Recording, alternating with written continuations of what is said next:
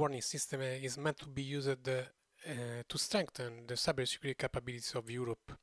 We are building a system where we safely can exchange information, coordinate incident response, and support the echo network. The goal is to be able to, in timely manner, respond to high incidents, share knowledge and warnings, and to become more proactive before the incident happen. Echo network will leverage AWS to enforce trust and collaboration among the organization. Let's imagine a global crisis across the European Union, just to allow a first glance at the AWS capabilities. How can AWS support cyber defense situation awareness, covering perception, comprehension, and projection level? First step can be the notification of an early warning within the Echo network regarding the crisis attacks ongoing, followed by trusted exchange of knowledge base, tactics, techniques, procedure, or mitigation. At some point, a collaborative incident response will be necessary by sharing tickets, performing a continuous analysis by dashboards customizable according to the organization needs, domain, or sector. To build the AWS Federation, it's important, obviously, that each organization can control the data flow. That is possible to control participants of the federation and that the information exchange is secure. To satisfy these requirements, we opted for a deployment where AWS can operate in a multi-tenant mode, allowing several organizations to belong to a shared instance, or in a fully distributed mode, allowing organizations to operate their own instance. On the screen, you can see two browsers connected to different instances of AWS. Federation management is TLS certificates. The trust of federation is given by the root certificate, which is used to sign server and client certificates. In this way, we can control whom give the possibility to join the federation. The server certificate is used to prove to the other instances also connected to the federation that we are part of it, while the client certificate is used to provide the trust on the client connecting to us. Each instance who wish to join the federation must perform similar steps. After that, I have also to establish connection to the different nodes. In each instance, I will add the other nodes with which I want to establish a connection. This is performed by importing the client public certificate from the other nodes. As soon as I create a node, there is an handshake between the two different nodes. Here the connection status is already connected. I'm now creating an organization in the last instance. As soon as I save it, it will immediately be synchronized over the other instance. The blue icon means that there is a local organization, while the red icon means that it is an imported organization residing in a different node. Organization can later be included in constituent that will give the possibility to exchange information among them. An ecosystem of plugins has been developed. The plugin offers some additional capabilities to AWS. For instance, collection of unstructured text data from social media accounts, surface, and dark web, interfaces to external vulnerability scanner, automated security privacy controls over AWS data, correlation of information from multiple tips to provide users with a better view of the threat landscape, representation of cyber threat intelligence by views and graphs, cyber threat maps, CV prediction model, and so on. AWS has been conceived to interface external plugins and systems.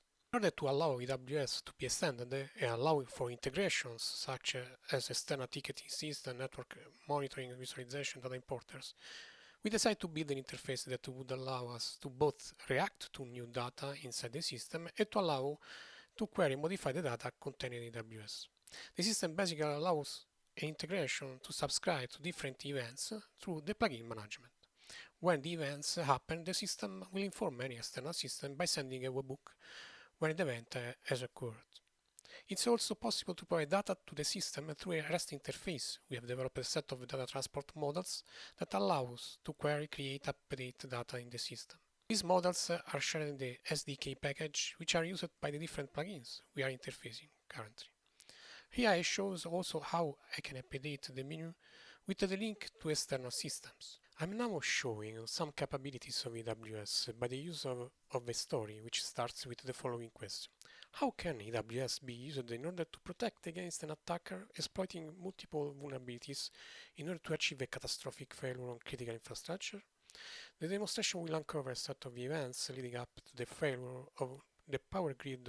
AWS plays the central role by aiding in information exchange and coordination of incident response. The story begins by an independent security researcher who is interested in smart devices. The researcher has laid hands on a modern broad toaster. The particular toaster has the possibility to connect to internet in order to start toasting from remote. The firmware from the toaster is bought from a company specialized in IoT devices, which is providing the same or similar firmware across several brands. The researcher files a CVE for the specific vulnerability found. The information about the CVE is imported by AWS by our reference library import that automatically fetches CVEs directly from the national vulnerabilities databases. AWS has the possibility to handle, for instance, IDF objects, CVEs. These objects can be used to create references to and from incident tickets or warnings. These help us to put different things in a context. I'm going to perform a search for a specific reference object that has been imported. The CVE risk is high, but since the device affected by the CVE is a large consumer device, the patching practices are not easy to enforce or monitor. Therefore, the CVE is largely left unnoticed inside the AWS system. Sometime after the CVE has been imported into the AWS, an unrelated event occurs. Multiple internet providers across Europe have both the same model. Some of them have now recognized increased network traffic that is originating from a single source. This is highly unusual since most network traffic is initiated from the modem and not the other way around. Internally, some organizations are conducting an investigation. An incident ticket has been created. I'm going to display the already ticket shared. This has been shared with the Belgian CERT. The ticket sharing allows us to decide which field of the incident ticket you want to share. Here we can see fields in blue which have been shared. Other information about your organization like internet network addresses has not been shared because you don't want. During this specific incident, we believe that our customer's network has been compromised. We have also observed that the specific file hash that has been uploaded to the different networks. This information is shared inside the ticket. It's later available for reference. Information relevant to other partners can be shared as warning. The difference between ticket and warning is that the warning can be shared much earlier than an incident ticket. Also, the tickets are based on a flexible template model, while warning have a more static type of model. We want to have a model that we could easily understand machine to machine, but also that was coherent between different organizations. We opted for a model where we have a generic part information as a name, distribution, threat level, confidence, description, constituent, and a flexible part information with a tagging system based on MISP taxonomy and different attributes. For instance, we are observing a specific malware. We want to describe this with attributes specific to the malware. The attributes are specified by a triple of information. We have the context in which something is occurring, then a type name which describes the data types inside this specific context, and the direction. For instance, to specify if this is a source organization or a target organization. We are currently working on extending the list of attributes that we would like to record. As a consequence of the previously observed incident, we have here created a warning that instructs different internet service providers to patch their system because we are observing an attack against end users of this specific device. We have recorded an attribute matching the exact CPE of this product, and also we have different references to the other objects, like the reference to a specific CV. A few months later, the aggregation plugin finds a malware being discussed in the dark web. It states that they can target different countries' power grids and potentially even bring entire power grid down. The data aggregator has the possibility to create automatically different wiki articles in the system. Here we can see different information which have been extracted. We have also some files attached that mention of different threads and doing some analysis on what could be the output and the consequences of this kind of attack. Weeks later, a power grid sees a strange usage pattern. The power consumption oscillates in a way causing the frequency of the power grid to drop drastically. As a result of the under frequencies, the Belgian power plants has several alerts going off, and a lot of the load is moved as consequences, almost causing the complete disconnection of several nuclear reactors. As a result, there will be a coordinated investigation between multiple organizations. Evidence points to the malware with a specific file hash. This malware exploits a known CV and also seems to be the malware discussed above and found by the data aggregator. Therefore, we can link with the information that we already have in the system. Since different organizations may have access to different data, there may be more information on this specific file hash. Here I'm logged as a Belgian cert. I'm looking for the file hash. And this points me out the attack observed by the internet service provider earlier.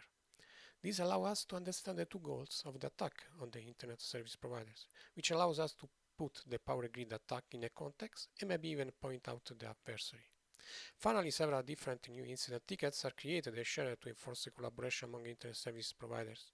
To contain a malware and also different fallout reports are shared to know what happened and how to protect better next time.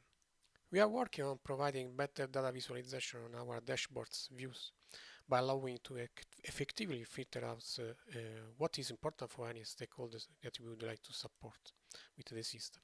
Also providing statistics and visualization of that data. We are also working on providing different correlations to and between warnings.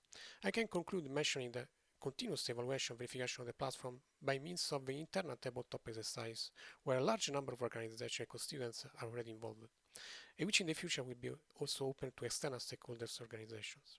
In the next years, the AWS Federation will be built.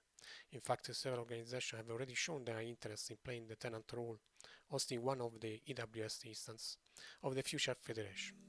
Thank you.